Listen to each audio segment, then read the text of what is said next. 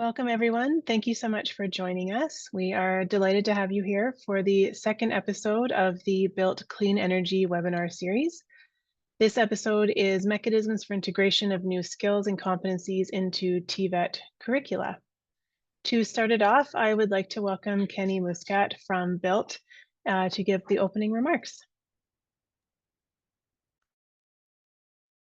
Thank you, Maureen, for the introduction. My name is Kenny Muscat, and I work as a project manager at the UNESCO-UNEVOC International Center for Technical and Vocational Education and Training. Good morning, good afternoon, good evening, everyone. Thank you for joining us. Welcome to the second webinar of the series, Going Clean, TVET and the Green Energy Transition. This webinar series is part of the BILT project. For those that are new to BILT, which stands for Bridging Innovation and Learning in TVET, the BILT project is implemented by UNESCO-UNEVOC with the support of the German Federal Institute for Vocational Education and Training, in short BIBB, and with funds from the German Federal Ministry for Education and Research, BMBF. Thank you, BIBB and BMBF, for making this project possible. I would like to add that for this webinar series, we have teamed up with Niagara College from Canada.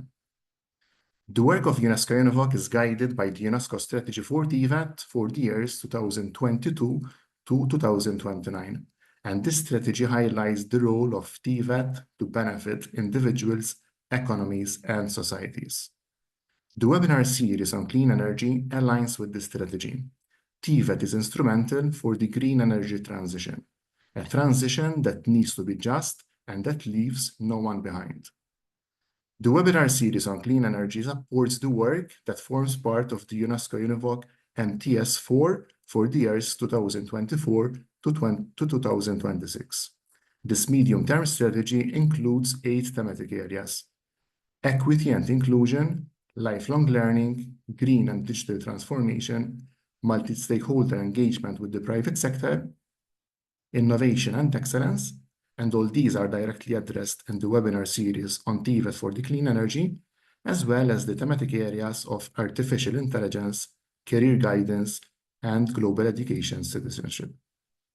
We look forward for engagement, peer learning, and potential new collaborations to support further TVET initiatives in the clean energy sector.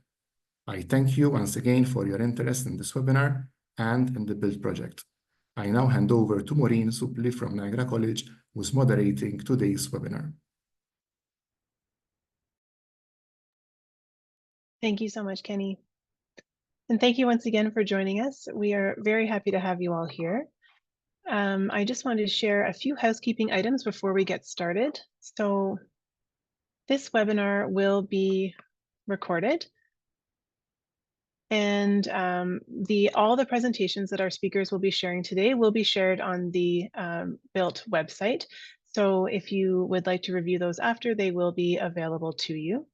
Additionally, we would like you to use the Q&A button at the bottom of your screen. You'll see there's a little Q&A button that you can use to ask questions, and the chat can be used for greetings or other things. But if you have any specific questions you'd like to ask, please put them into the Q&A, and one of my colleagues will be monitoring that.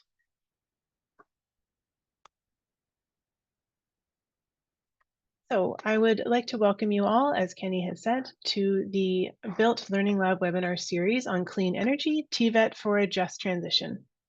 As the world shifts from a brown economy to a green one, technical and vocational education and training, or TVET, as you all know, becomes crucial in preparing the workforce for this transition. This is a limited run series, and it features expert panelists from areas in Africa, Asia Pacific, Europe, and North America, and explores how TVET systems are evolving to support clean energy initiatives, fostering collaboration and driving innovation.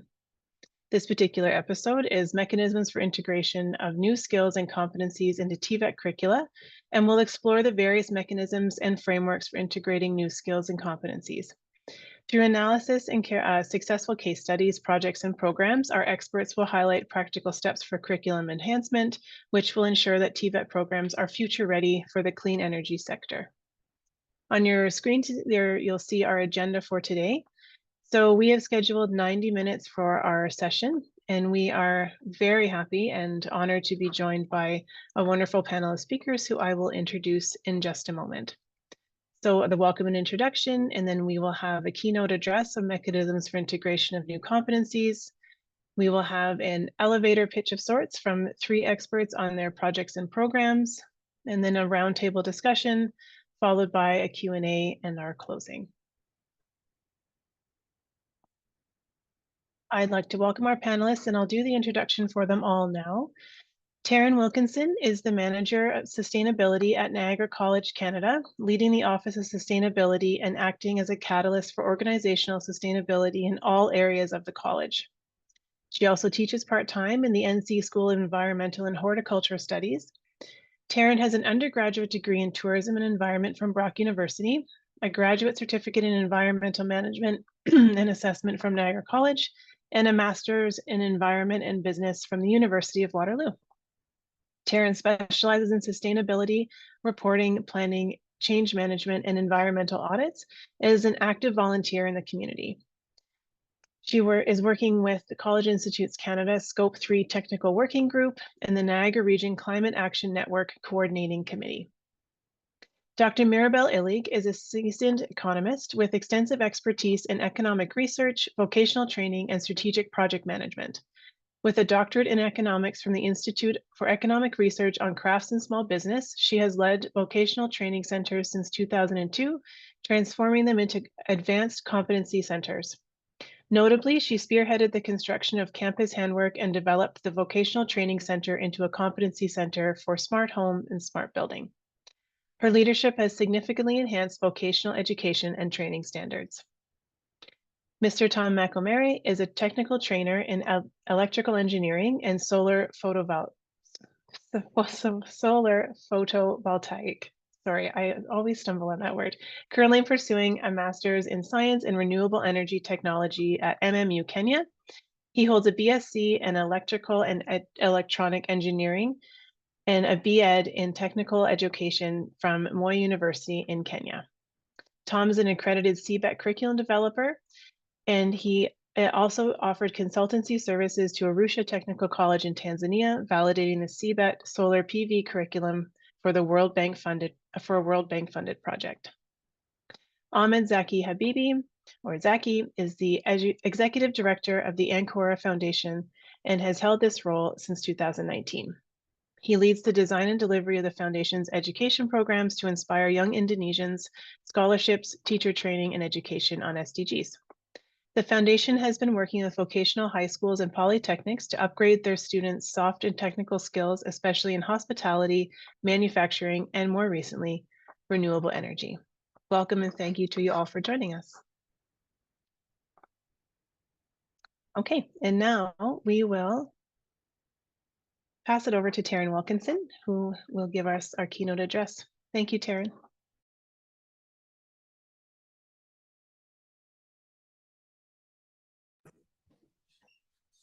Great, thank you so much, Maureen. So I'm going to share a little bit about Niagara College and how we've been able to integrate skills and competencies into our curriculum. And I'm going to use some of the examples we have across campus to illustrate how we've done that.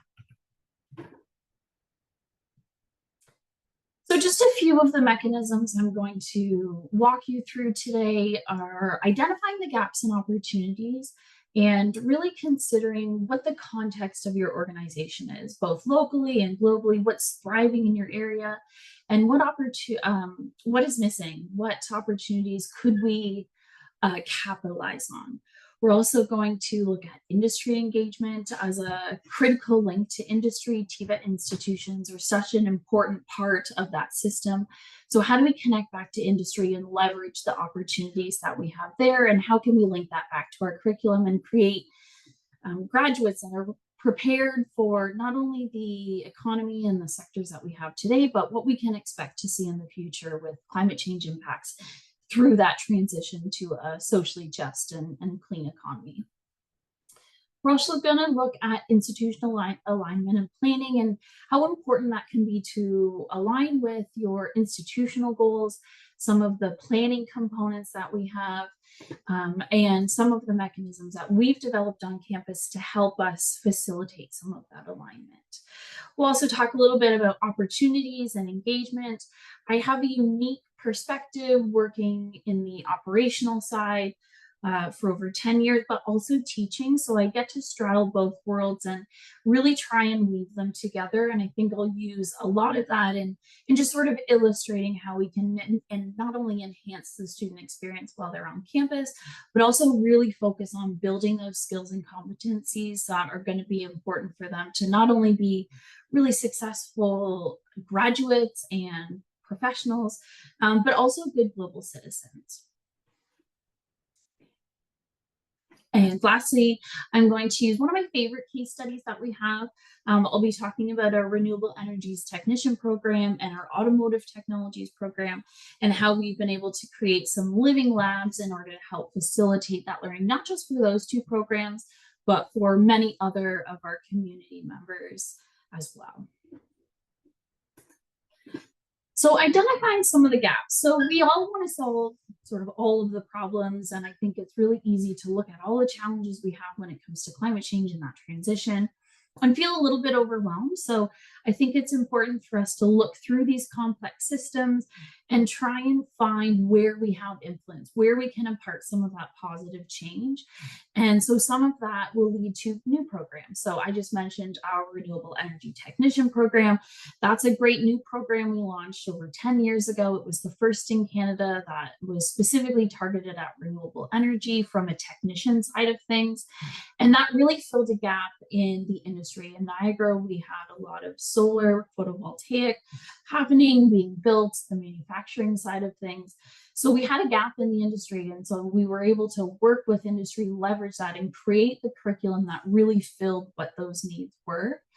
We also have existing programs, and I always like to include existing programs because there's such an opportunity to leverage the skills that we're developing in any program. And two of the examples that I like to include that are indirectly but also directly related to that transition is our culinary program. So in Ontario, where we're located in Canada, the primary cooking fuel in commercial kitchens is natural gas. So now what we're doing is working with our culinary arts division, and we're looking at the induction technology and how we can start to transition some of those labs over so that we're thinking about what is next, what are the future kitchens going to look like, and make sure that our grads are prepared to use that equipment at the facility.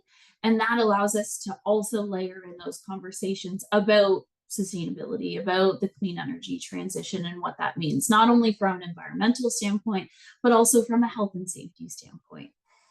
The other example I like to use, this one's a little bit more recently, but we've just integrated a lot of electric equipment, again, primarily fossil fuel based where we're located. So we've been able to integrate some electric lawnmowers, trimmers, utility vehicles, and our horticulture and landscape students are now learning on both of those systems. So finding ways to make those connections, whether it is directly in the curriculum and we're sort of formalizing some of those components, but also how can we incorporate that just in the day-to-day and really starting to normalize what that transition looks like. We also like to build volunteer opportunities on campus, and that's really intended to help fill the gaps of the curriculum. And that could just be a student really is interested in something in particular and they want to get more experience in it.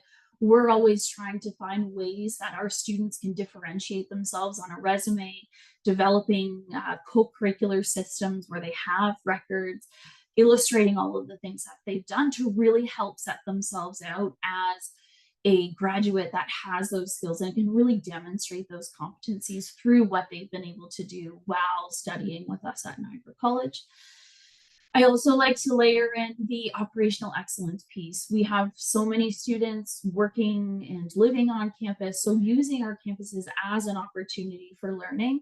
And some of the examples I've already shared, really thinking about what we have on campus, the equipment we're using, the way that we're using the equipment for learning, not just for those directly, but also indirectly. Can we use some of those systems for business students to do business cases on, or research projects?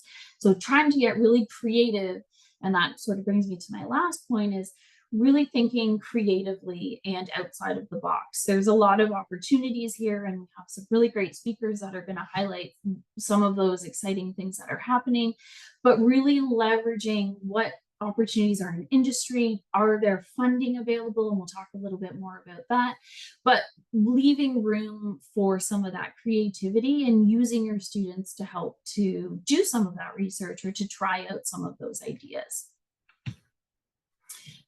The industry engagement piece is critical. I think it's one of the most important components from the skilled worker side when we're talking about reskilling, upskilling. That's going to really be the backbone of that transition to a clean energy and low carbon economy. And so one of the things that I wanted to highlight is our program advisory committees. And it's something that we rely on very heavily in ensuring we have that link back to industry. So not just what is in our curriculum and our course materials, but also the equipment that is needed. What other recommendations for the future do they see as something that, you know, maybe isn't needed the second, but what can we work on incorporating in order to meet those future demands? And we find ourselves in that balance of, you know, pushing industry and having our graduates ready to meet some of the future challenges and being the transformational change in those sectors. And then we also have industry saying, this is the current gap, and here's what we need, and here's where we need some reskilling or upskilling of the current labor force, which is also just important. The training facilities and some of the enrollment strategies, we've also found great opportunity in using those industry connections for recruitment and retention, using them for field placements and other community linkages. We have a strong tie to our community, so participation and showing up is really part of what we've sort of incorporated into the systems we've built to really ensure, again, that what we are teaching is in line with the industry, and that the students are not only getting a great experience, but they really have the skills that they need in order to be successful in the field that they're studying. With these, I think as we continue through chatting, I want you to consider, if you have, you know, some of these formal systems, you know, what could we leverage? What are some of the questions that you could be asking in order to capitalize on the opportunities that exist? And if you don't have any of these systems, are there ways that you could start to pull together some advisory committees or some opportunities to make those connections with industry stronger? And again, sometimes the lack of information or the lack of detail or those gaps might not be prevalent yet from industry, but that can sometimes help us clarify where in industry we need to be thinking.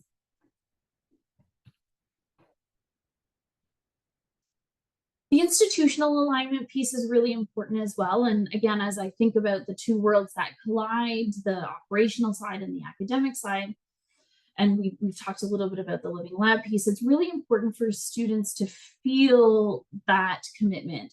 If we're teaching these programs and we're really prioritizing from a curriculum standpoint that the clean energy transition, low carbon economy, sustainability, climate change are important, if not critical, then your institution needs to also demonstrate that. Students more and more, especially in North America, are outright stating that they want their values to align with the institutions that they're going to. So when we think about recruitment strategies and we think about retention strategies, how and where we align with the international community, as well as within your organization, is really important.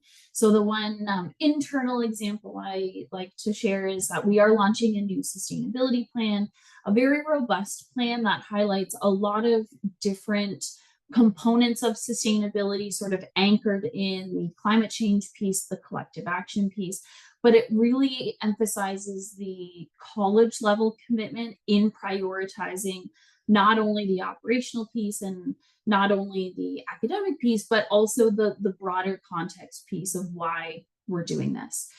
The SDG Accord is another external one. So having that alignment internally is important, but also externally, and understanding what is happening in that global community. Earlier in 2023, we signed the SDG Accord, and I like to use the SDG Accord because the Sustainable Development Goals have been one of the most effective communication tools we've had in engaging sort of the non-environmental or non-sustainability related staff and students across campus. It's a really effective framework to help people start build those connections between the social piece, the infrastructure piece, the environment piece, and really bring that all together. So we've been really relying on that to help us illustrate those connections, and again, especially those indirect connections, finding the motivation and what's in it for somebody, because they might not always see that connection. So making sure that we have that context. And with that, in this photo, we have our president, Sean Kennedy, and our senior vice president, Pamela Skinner, who is our VP operations, who I report through. But it's really important to have their visual commitment as well, their active participation. It's not something that is just signed off on and then we're just moving on, but really something that we see. One of my favorite case studies, and I really like to use this one as sort of illustrating some of those direct connections of what's coming next. I mentioned earlier we had a renewable energy technician program. And that launched over 10 years ago, but within the last 6 years, we've retooled and reskilled our automotive technology center, and we built the Green Automotive Technology Center, where we have solar panels connected to charging stations where our automotive students learn in. But we also have our renewable energy students who are helping to get grants for more renewable energy on campus. They're the ones maintaining the systems. They're monitoring the systems. We get very hot and very cold where we are. So we can also check through the weather systems, the impacts and the outputs. We've engaged business students to help us create dashboards and the data analytics. So really using that campus as a living lab mentality and finding ways to not only create those physical spaces, create new programs that are going to meet the needs for the future, but also really looking at what we currently have and how we need to reskill and upskill. Automotive students need to know how to work on electric vehicles and alternative vehicles. So incorporating that and making that a core component has strengthened our relationship with our local General Motors facilities. And an announcement that sort of just came out is that we have attracted to the region Ashai Kasi, the Japanese multinational company, to open a battery manufacturing facility in Niagara. And we were a key component in helping to attract, to build that workforce and to really build the relationship that really illustrates where the future of that clean energy transition is going. So sort of bringing it all back, when we think about those opportunities, really focus on where we can engage and educate our students, our faculty, and our students. Even our communities are all directly and indirectly impacted by this transition to clean energy. So whether it's, being trained and working in it, or just having to live and, maybe their day-to-day is changing a little bit, having that understanding helps that transition. It makes it easier. People are more willing to adopt. So using the transformative powers of education we have, and while we have those students studying with us, giving them those tools in order to be that positive influence, to be able to work together and, to share these best practices, because that's really what we're going to need in order to meet this accelerated change to address the challenges that we're facing today. Thank you so much.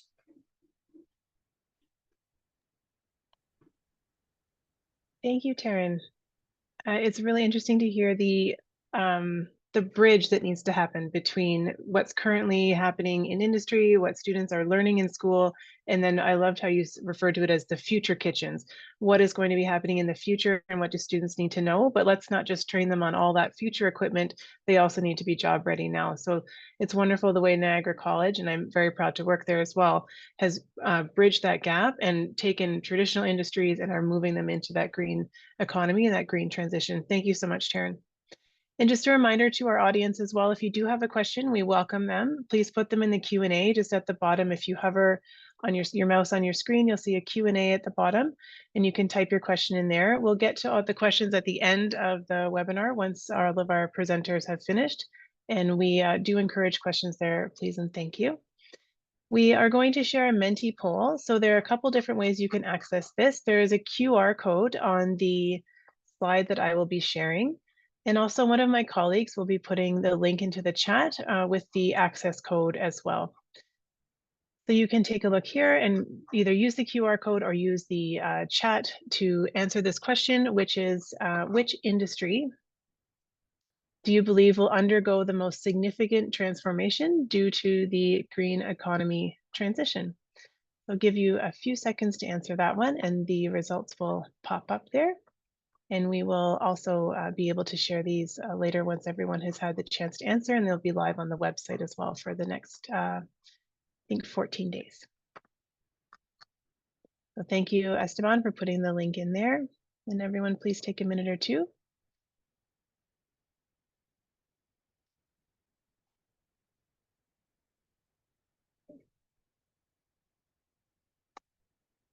So I can see some answers are coming in. That's wonderful. Thank you. Please do continue to put those in there. And this will be open for the next little while as well. And so you don't have to answer it all right now. If you wanted to think about it, you certainly can.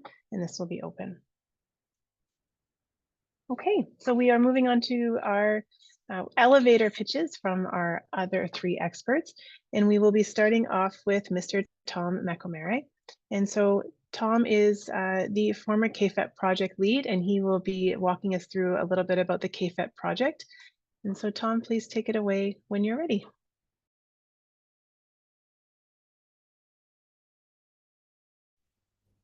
Okay, thank you, moderator. Just allow me time to share the screen.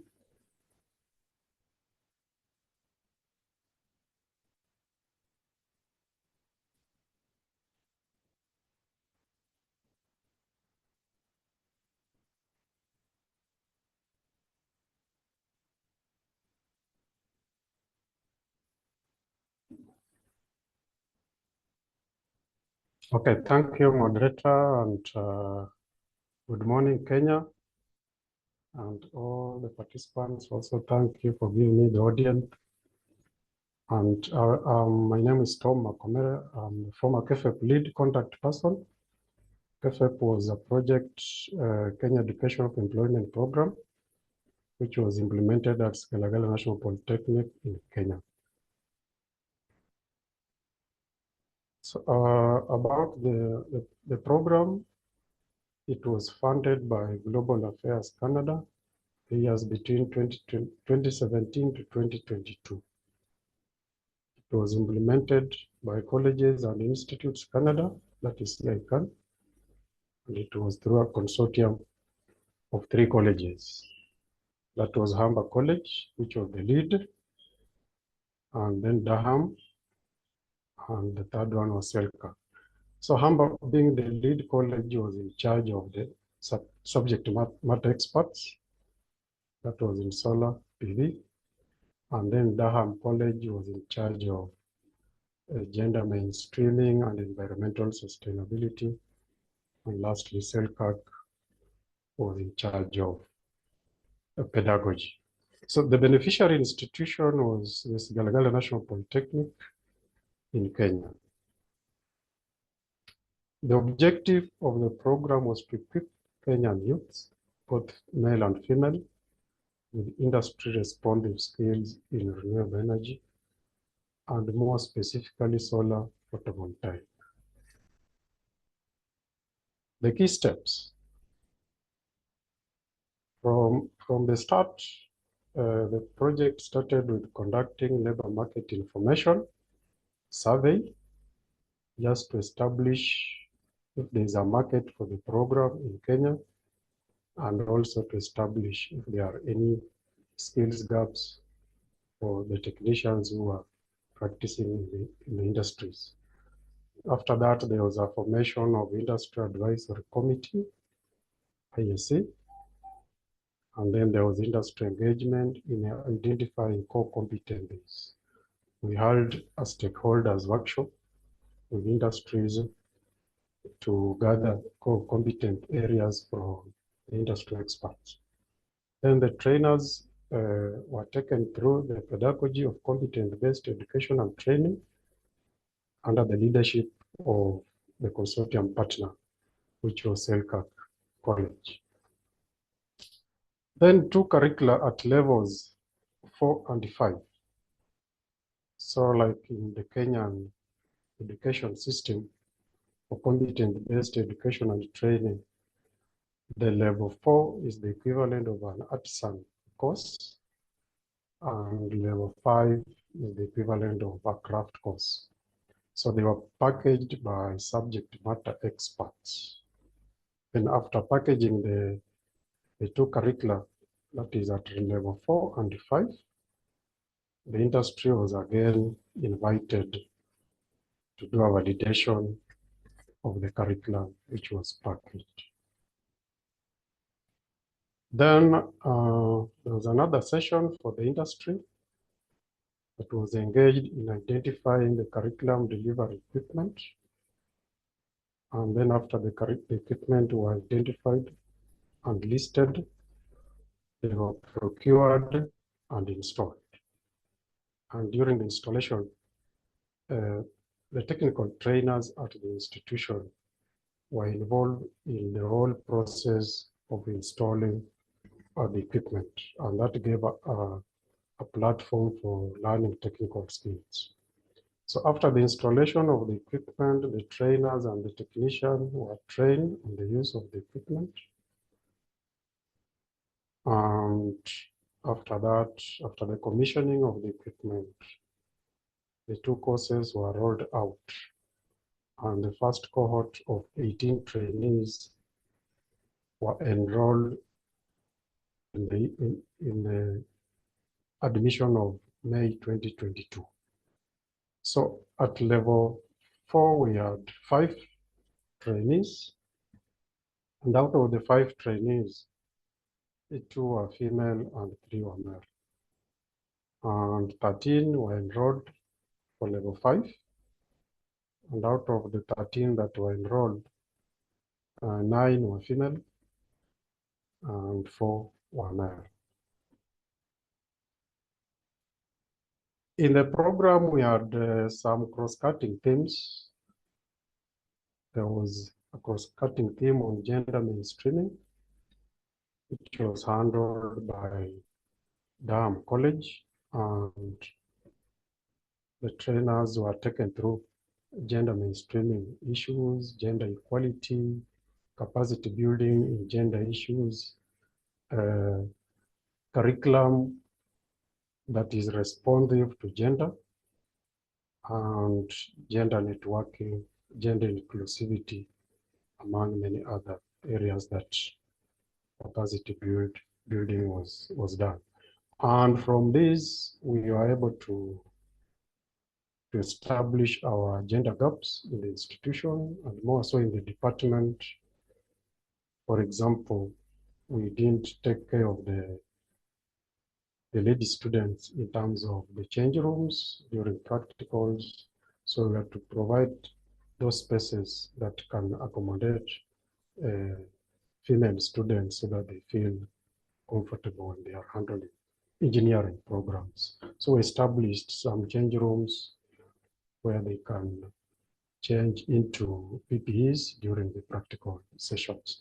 Then we had also an applied research piece, and just to trigger the critical thinking alongside the project.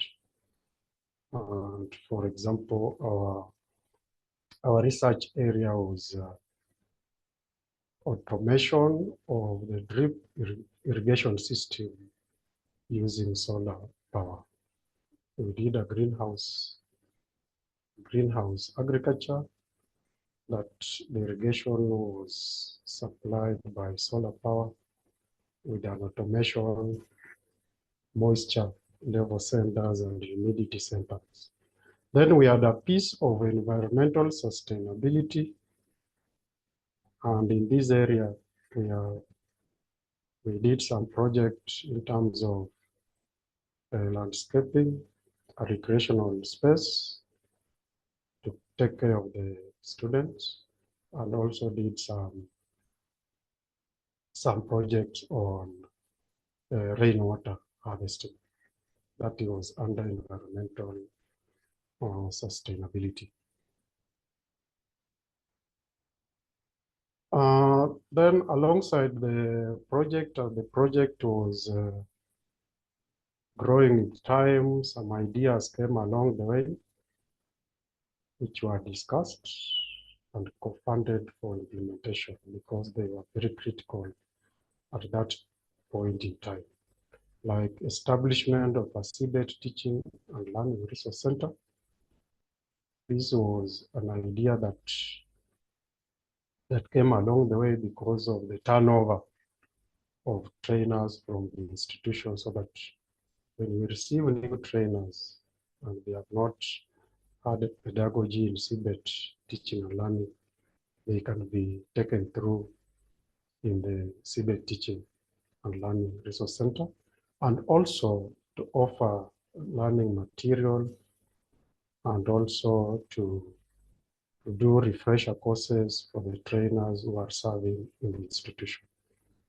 Then also there was an establishment of a baby care facility to provide a safe space for babies of mother students. And I'm happy to report to the audience that this idea was published in the UNESCO-UNEVOC BILT Forum of 2021. Actually, this idea came after the corona pandemic, and it was one of the interventions for post-COVID recovery measures, especially to take care of our students after they had stayed away for quite some time.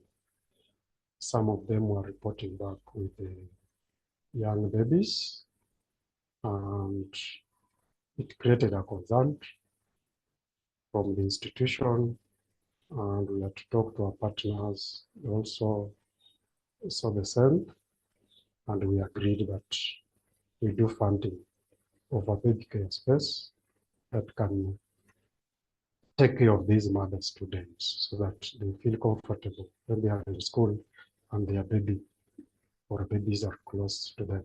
So it was the first one in Kenya at a TVET institution, and other institutions in Kenya have come benchmarking with it and implementing at their respective institutions.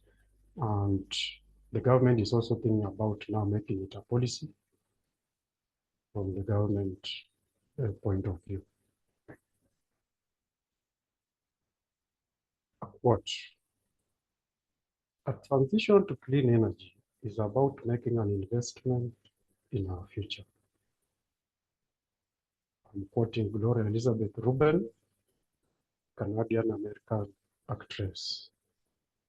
Thank you very much.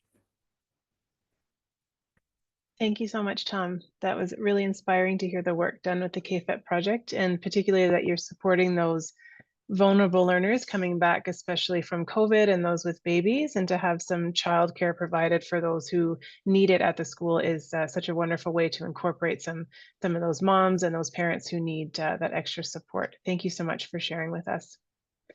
Okay, and we will, thanks, Tom. If you have questions, again, audience, please do put them into the Q&A, and we will move along to Maribel.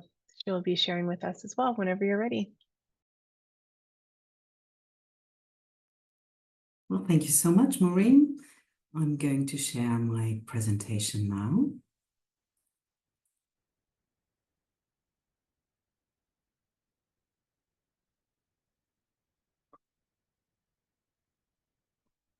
Okay. Here we are good to go. So today I want to talk about how we try to bring life to the framework curricula that we have in Germany. And I want to revisit the 3 personas I introduced at the last webinar, where we were talking about development of competencies, reskilling and upskilling. And so please keep in mind that this is only a very short overview that I can give you due to the time limit that we have here. And first, I want to give you a quick overview as how do we define in Germany the state of the art when it comes to technology and the cutting edge of technology. We have different associations that are relevant when we're talking about green transition. And this is the VDE, for one. This is the Association of the German Engineers, and the VDI, which is the Association for Electrical, Electronic and Information Technologies. These 2 associations are very important when it comes to setting guidelines. And these guidelines that are developed by these associations describe in Germany the state of the art. We also have the German Institute for Standardization. They define the standards, and these standards are usually referred to by laws. And of course, the definition of standards usually takes a lot more time. And then we have very different initiatives and associations in Germany as well. And one of the economic initiatives we are co-founders in, because we are very active in the field of the smart living market, is the Smart Living Economic Initiative. And this is a nationwide neutral cross-industry platform for pre-competitive cooperation in the smart living market. And we try to, well, have a good discussion with all the players in the field of the smart living market. And we try to help set the guidelines that are relevant for this market as well. So this is just a quick reminder that you have some understanding is how we define state of the art in Germany. So I want to, as I said before, revisit the 3 personas that we have and try to explain is how we are bringing life into the curricula that we have. And the first persona that we have introduced was Nele. She is an apprentice for electronics technician for building system integration. And when we are talking about apprenticeships in Germany, we have nationwide uniform training regulations. Those are developed with the involvement of professional associations, and they really define the baselines or the guidelines or the framework for the dual education system that we have in Germany.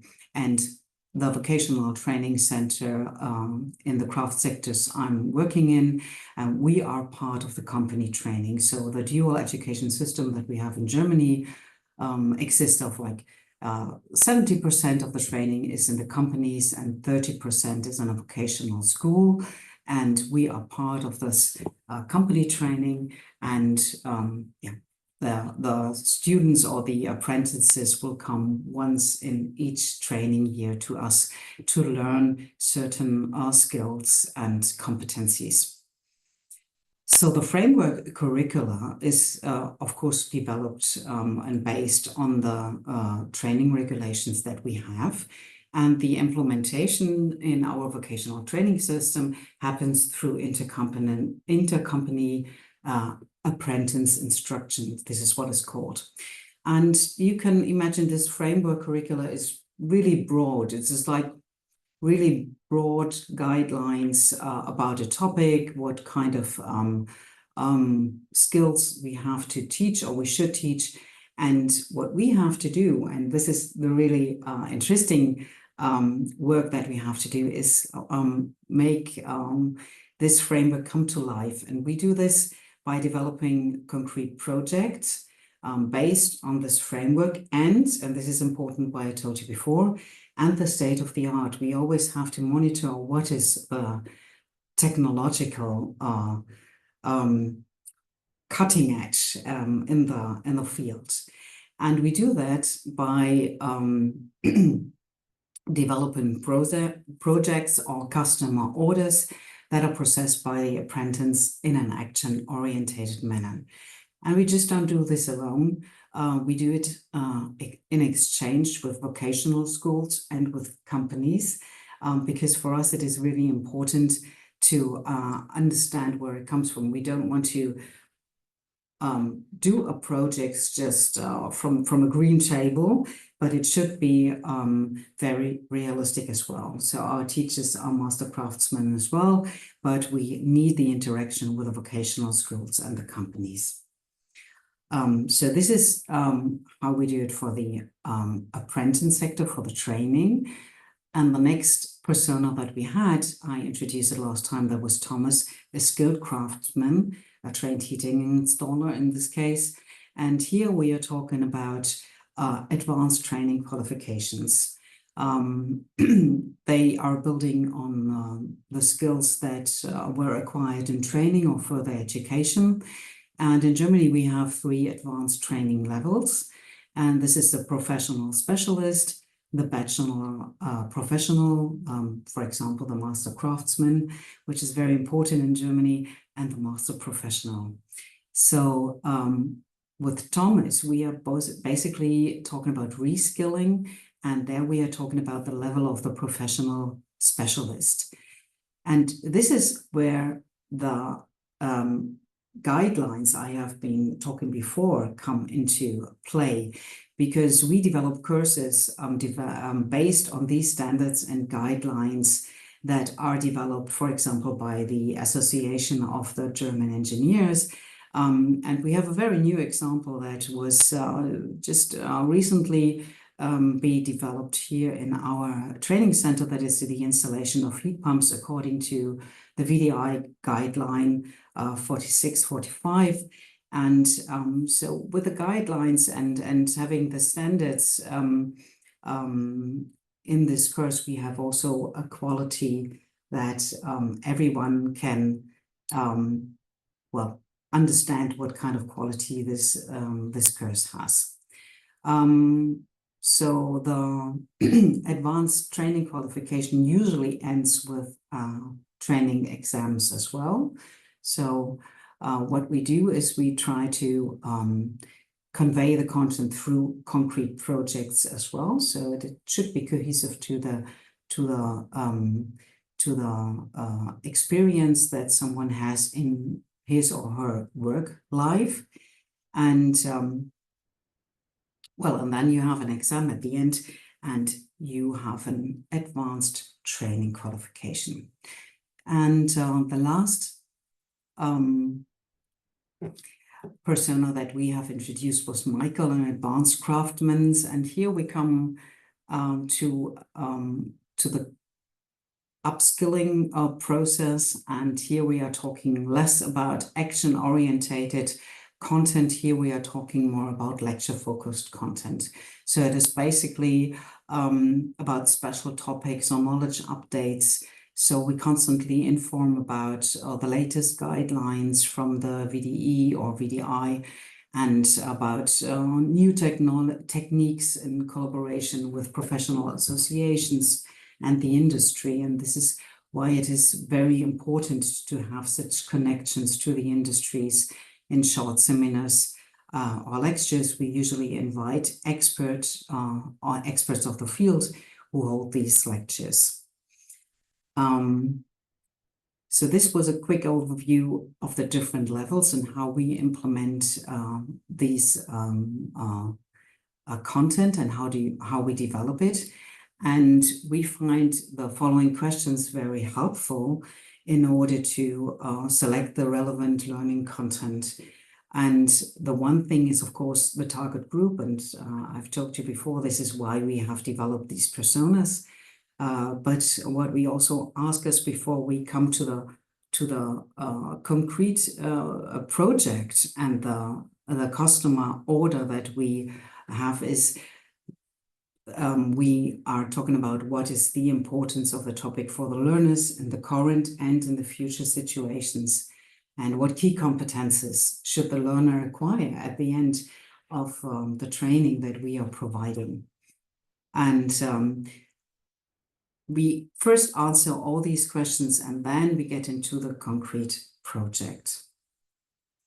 So for us, the core competencies that are relevant for the energy transition or the green transition are these competencies that we have here in this circle. And I have highlighted the professional knowledge, like technical knowledge, regulatory knowledge, and IT competence. Is that what this is actually the knowledge or competences that we used to provide in the past. But when it comes to the green transition, it is more than this. And this is something new. And this is something that we have to integrate now into our trainings and into our, it is already implemented in the curricula, but we have to bring it into life in the trainings. And this is knowledge about energy management. And here we are talking about interdisciplinary competencies that you have to acquire. We need to focus on sustainability awareness. That means that you have to understand what is sustainability, how can it be measured. We need to provide competencies and project management, and of course, and communication skills. So these is, in our opinion, the core competencies that you need to make the energy transition and the training into the that are needed for the energy transition to be a success. And how do we achieve that on our side? What are for us the key factors that are needed for developing such successful courses? And for us, it is for once, of course, the professional competency that you have to have. This is like the baseline. But what is very, very important is for us, it is ensuring realism, that you have a cohesive connection and transformation from the work reality that our trainees or our customers have to the training that we provide. It has to be very realistic. And how do we achieve that? And we achieve that through the networking. So we have to have networking competencies as well. And we have to participate in associations, the associations that I have mentioned before. The VDI, for example, this is actually why we became the co-founders of the economic initiative Smart Living in Germany, because it is very important to understand what is going on in different parts of the economy, in the industry, for example, what is needed in different associations. So for us, all this has to play together in order to provide a good training, and in order to develop good courses and make them realistic, and to to provide realistic projects for our trainings. So this is actually how we this is what I have shown you is like our standard process to revise our training content on a regular basis, to keep up with the technological change that we have due to the green transition, which is very, very fast. And this is why we have to, make sure that we are always at the cutting edge of the technological development that we have in this sector. So if you have any questions, feel free to put it into the Q&A. And this was a very short overview of how we bring life into the curriculum. Thank you so much. Jennifer Maribel, thank you so much.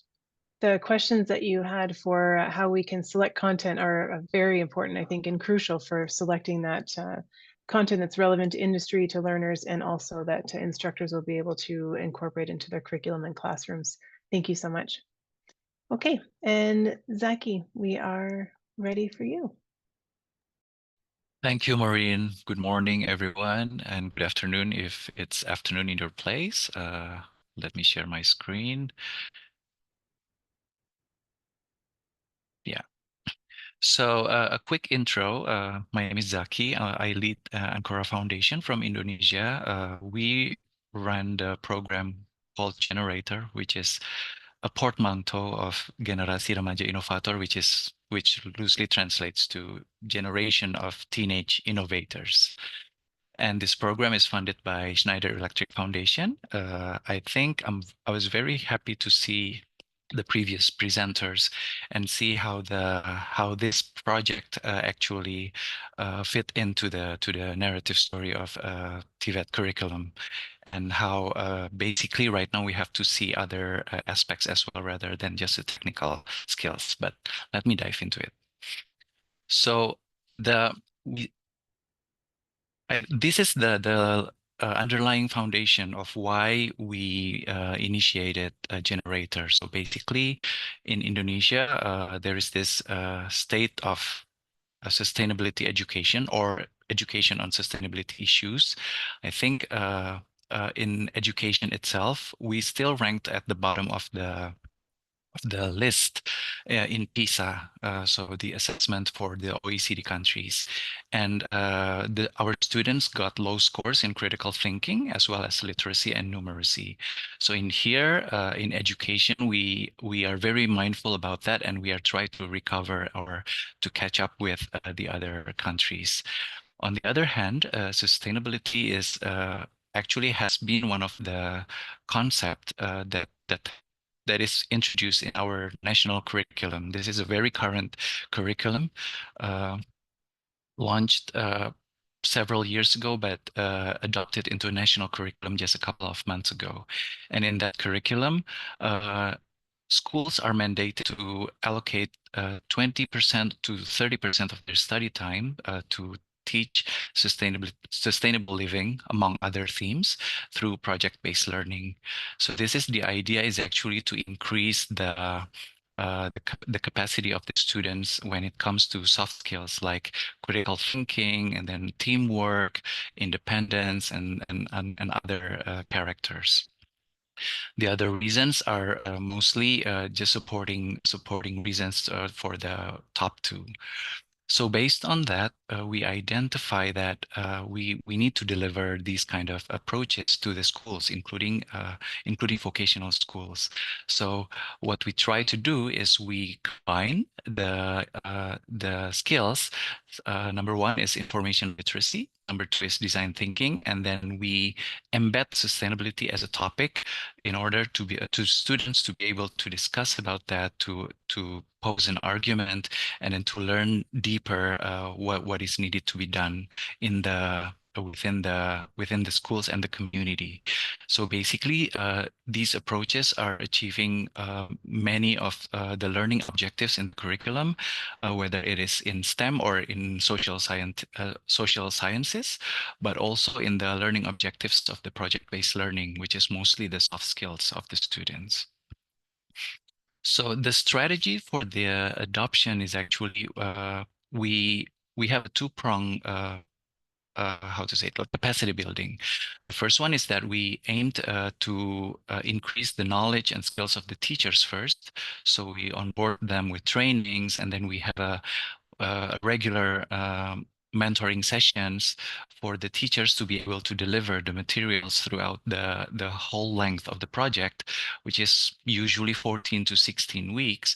And then after that, the teachers themselves facilitate sessions within their classroom or their schools so that the students can get the skills. So, for example, for information literacy, we do 5 worksheets, and then the goal is to the class to produce a class newspaper, and then the best newspaper is actually published to the local newspaper in the area. And then through design thinking, there are activities that they need to identify what kind of problems that the school is facing or the community around them is facing. This one is related, at that time it was related to carbon footprint, but we asked them to look deeper into energy transition. So they try to find innovative ways to produce energy using new sources. And then after that, after they found their project and they tried to implement it for a couple of weeks, we invited them into like a mini competition between the best ideas, and then we provide the best ideas. We provide them with a prize. But we also invite all schools and participants to attend the competition day, and we provide them with spaces so that they can showcase their projects. So this project was run into 2023. At that time, it was the first large-scale program for high schools to implement project-based learning in the sustainability topics. At that time, we work with the West Java province. And then there are 75 participating schools, and then there are more than 1,000 teachers trained, and then more than 19,000 students participating in the project.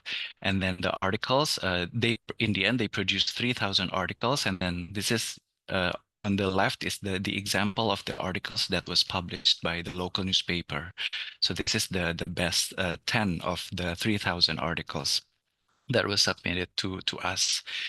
We also have around 1,000 real action videos that documented the implementation of the projects in design thinking and the implementation of the projects in the school. So the upcoming project will start soon, and in this time we will target 2 cities in Eastern Java, Indonesia, and this time we will target 55 senior high schools, and then we estimate again will impact 19,000 students who will participate in this program. So basically, we are looking. We are very excited to look into how this project is being implemented the second time, and to see the impacts of the increase of skills, of competency in project management, in communication, in data monitoring and collecting, and sort of.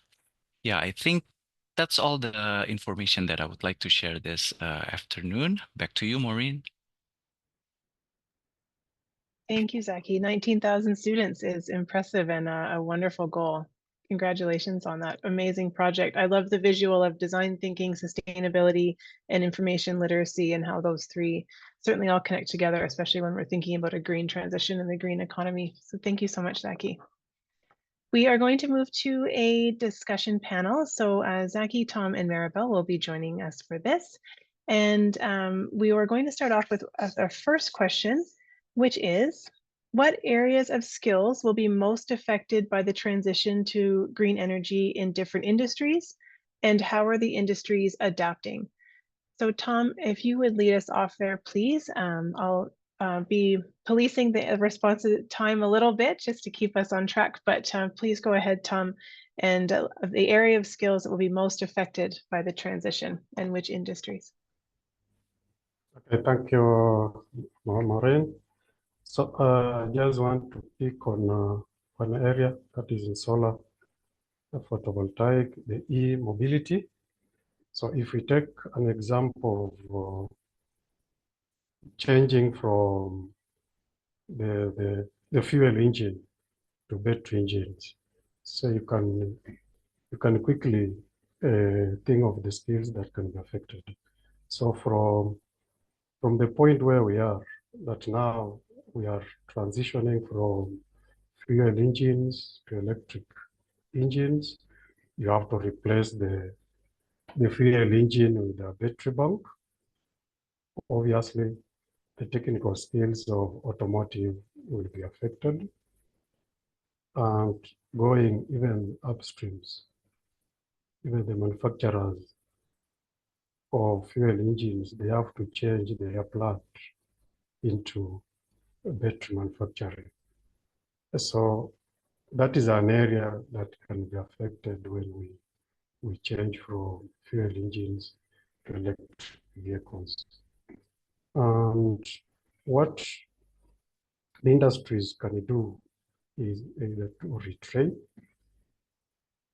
or reskill or upskill. And maybe in most worst case scenario is to redeploy the technicians, maybe who are working in engine rooms and they cannot cope with the technological changes. Those ones can be redeployed to other areas of work. But technicians like electricians, they can be retrained, upskilled to cope up with the changes in technology. That is my contribution to that, Lorraine. Thank you, Tom. Maribel, would you like to give a response to that as well? Yeah, sure. Thank you. We always say jokingly that nowadays electricity is everywhere. And this is, I think it is true, but it's also a challenge because we have so many different fields of knowledge. And when electricity is now coming into that, it makes it very difficult for the students to have a manageable curriculum training or knowledge that you have to learn in order to do your job well. And for us, crucial in our opinion and crucial for the industry is to adapt is to embrace interdisciplinary. You don't have to know everything, but you have to be aware of the boundaries and where the overlapping things are happening between your field of expertise and, for example, the electrician field of expertise. So I think this is very important to understand, and we try to focus on it, and we try to make our own trainings not too long so that the people will still be able to follow. Wonderful. Thank you so much. And Zaki. Yeah, I think in Indonesia case, if I may speak within the Indonesia lens, is that I think the technology adoption itself is still, we're still facing difficulties in that. For example, if we're talking about green energy, probably most common technology that we use is geothermal and solar panel. But like wind, wave, probably it's coming in a couple of years. So in that part first, I think the vocational schools need to know that those technology exists, and we need to be ready when it is they are being adopted in Indonesia. But the second one is the how it is being managed, right? The energy is being managed, the solar panel, the maintenance, and then the monitoring. If there is efficiency needed to be added in the picture. So those kind of skills that is going to, how to say, like the vocational training providers, schools need to be able to converse very well in that as well. Wonderful. Thank you all. Our second question actually is related to one that I had, but it's from someone in our audience that is quite applicable. And so thank you to Boris for this question. We're just going to answer it as a panel. So the question is, how often should TVET curriculum be adjusted or revised in order to incorporate new competencies that are needed and required by innovative companies from the private sector or from the program advisory committees or wherever that may be? So we're going to go in reverse order. So Zaki, if you'd like to start us off, that would be wonderful. Yeah, all right. Well, jokingly said as often as possible or as often as it needs, but of course it's not going to be really effective as well, right? Well, the best practice, I think, in Indonesia is that every year we have this scheme for schools to evaluate what kind of curriculum that they implement in those years. And I think schools can use this momentum as well to figure out what is out there, what is recently being talked about, or whether the previous year's curriculum is still relevant if we are going to talk about these issues right now. So the evaluation part does not usually the schools have the flexibility to do it more than once a year, but I think the best practice, if you have completed if you have completed the implementation of a full end-to-end curriculum for a full year, and then you can review it to ensure that it stays relevant. Wonderful. Thank you. And Maribel. I think it depends very much on the level of competencies we are talking about. When we're talking about basic levels, I think apprenticeship and stuff, we don't have to revise it like every year, but we should do it constantly. I agree with that. But yes, in my opinion, it should be revised as often as possible, because as I try to make clear is you have to understand what is the state of the art, what is important, where are the changes in technologies that have lead to changes or more needed or different competencies that are needed. So you have to focus on that. And I think there is no universal answer, but I agree actually with Zaki that an evaluation at the end of each course is absolutely necessary. And also it is very necessary to talk to the companies in order to understand if your training is really making sense and adds some extra value for the companies. So I think this is this dialogue is also very, very important in order to revise your process. So I wouldn't want to give a number, actually. I'd say it depends. That's fair, yeah. And it's important to, and you have to have the resources and all of that stuff as well to do those, the review and the revisions. And you want to create a program that's not in a vacuum, that is responsive to industry. So there are a lot of factors there for sure. And Tom, did you want to respond as well? Yeah, sure. I want to join the other voices. Actually, it cannot be standardized across the globe, but it depends on an institution or a region. But for the Kenyan case, given that we involve the industry experts in the development of the curriculum, and they also assist in the summative assessment. So they are always engaged with the institutions, so they can inform the institutions on the new competencies that have emerged due to technological changes, and if they are enough, they meet the threshold to review the curriculum, depending on the resources available. So it can't be maybe a standardized that we shall be revising after 2 years, 1 year, or so forth. It just depends on a case to case. Thank you. Thank you very much. We will go, there was a question also, Tom, that was, I think, specifically for you that I think I'll save until the Q&A. So we'll just do a few more minutes. And the question I'd like to talk about is addressing the needs of diverse learners, including those from disadvantaged backgrounds, and how can you support them as we move into this green energy transition? If you could keep your responses, I know this is such a big question, but if you keep your responses fairly short, we'll move into the more general Q&A. And we are starting with Maribel this time, please. That is a very difficult question, actually. And first of all, I think you have to train the trainers to be able to adapt to different learning competencies and knowledge fields and learning tempos each person has. And then you should provide a surrounding that makes it possible.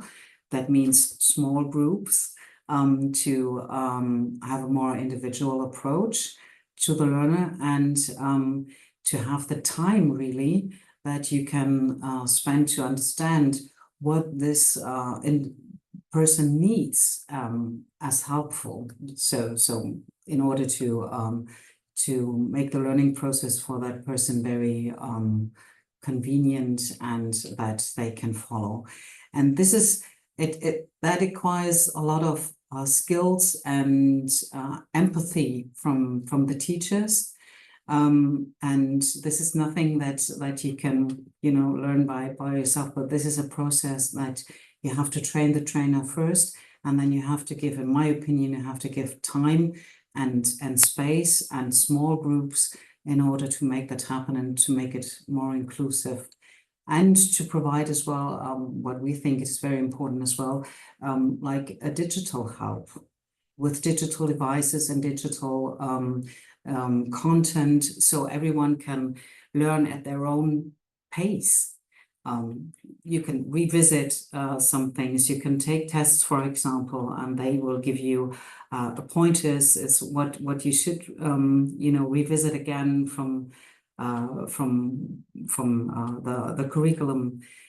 And I think it has to be a mixture of all of this. Thank you. That was a very short answer to a very complex question. It's such a complex question, and I appreciate the brevity, but also the thoughtfulness in your answer. So thank you.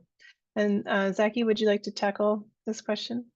Yeah, I think if we're talking about disadvantaged backgrounds, one that may help may be a clear path for completion, and then usually if it is in Indonesia, it's like completion and then certification and then employment. So a clear path by showing that the institutions have a clear path of employment, then they will probably, that will be the drive to ensure that students can come in. And of course, how to say it? Of course, they will need a lot of support, and this is where the industry, I think, can come in, providing scholarships and then providing assistance outside the education process. Sometimes they have non-technical issues as well to join such programs. So if the training providers or schools can link closely or work closely with the industry to ensure that the support is there, I think it's something that can work for these students.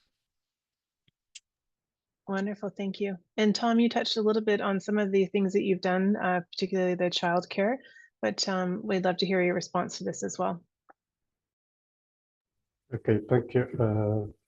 So for the Kenyan case, the needs are too diverse, and the institutions, the government has created some intervention measures, like there's a deliberate effort by the government to build TVET institutions as close to communities as possible, so that the communities from which are disadvantaged social-cultural backgrounds, maybe they cannot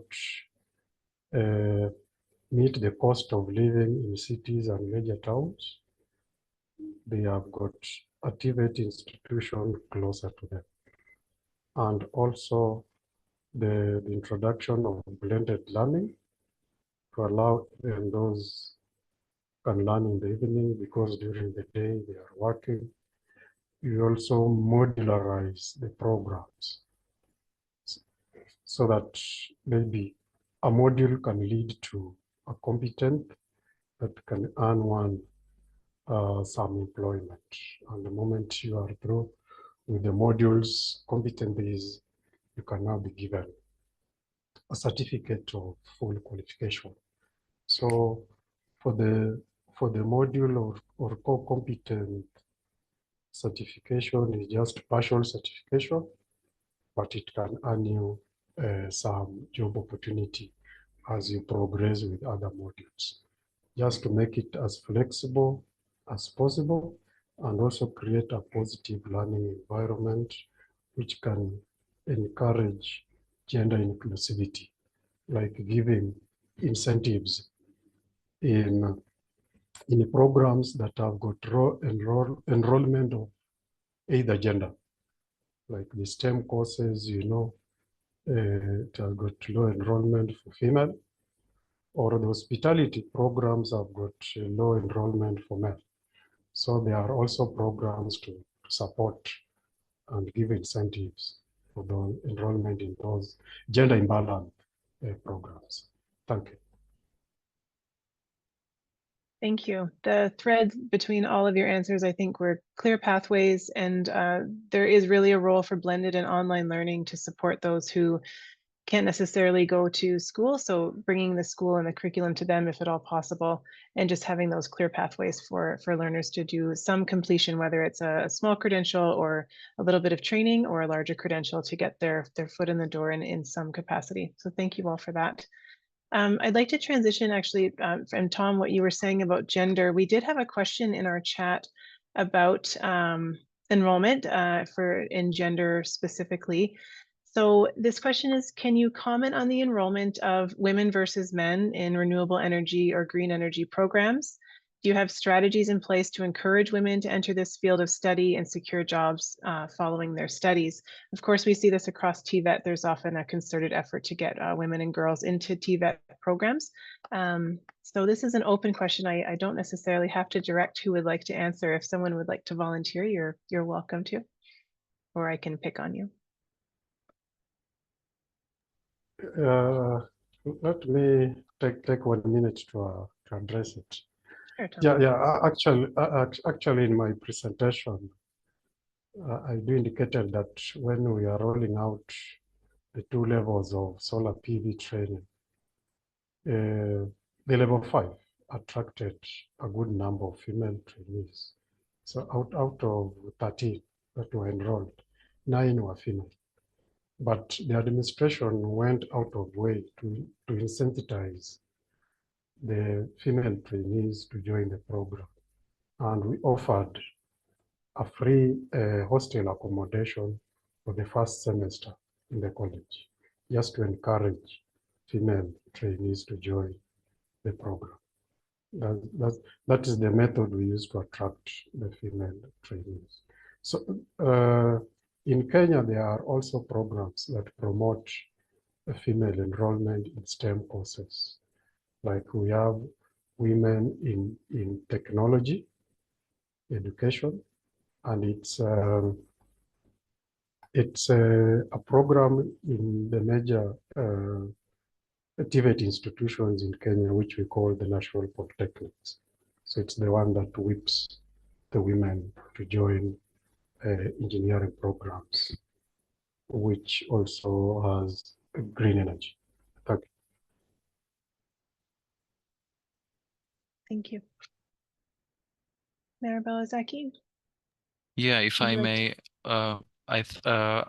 I think Indonesia is that the first is that the mindset that you need to showcase or to demonstrate to the potential students that first of all, the area is vast, so a lot of subjects can be learned, and then most of them does not how to say it, probably vocational schools are traditionally known being populated more by male students, but because of the vast subjects that they can cover, and then the skills that that is available to learn, instilling that knowledge to the public, I think will also endorse the women's participation in the learning. Yeah, I agree with that. You have to try to change the overall cultural setting, but which is a very difficult task, and we try a lot in Germany to do that. We start at the preschool level with initiatives.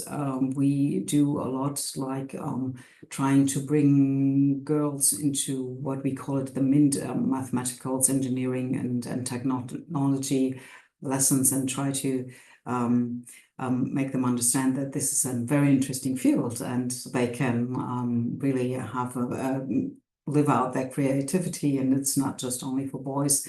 We have like very low level experiences for young pupils. That is like the Boys and the Girls Day in Germany, so that the girls go with the fathers in the typical male jobs and experience one day in a typical male job environment, that this could be probably a job too, and vice versa. So the boys can be in a typical female job, which is very good too.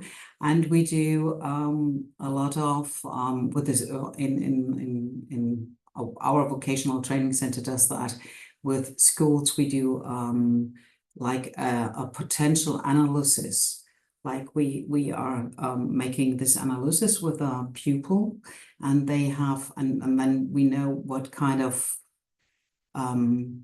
skill set they have. Are they more interested into crafts? Are they more interested in intellectual stuff and so on? And we try to show them that there is a whole world beyond academic world, and you can choose crafts as well. And there is a bunch of jobs or professions that you can do and to choose from. And usually people have a very narrow focus on the professions that are possible because of the family situation, because of what they experience in everyday life.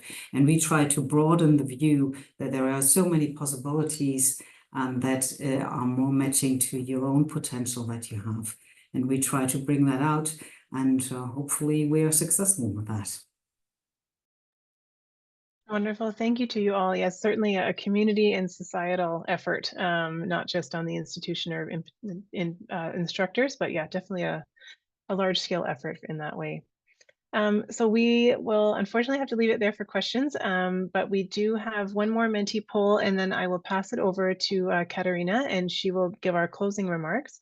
So I am just going to share, and you should be able to answer this question via the Menti poll.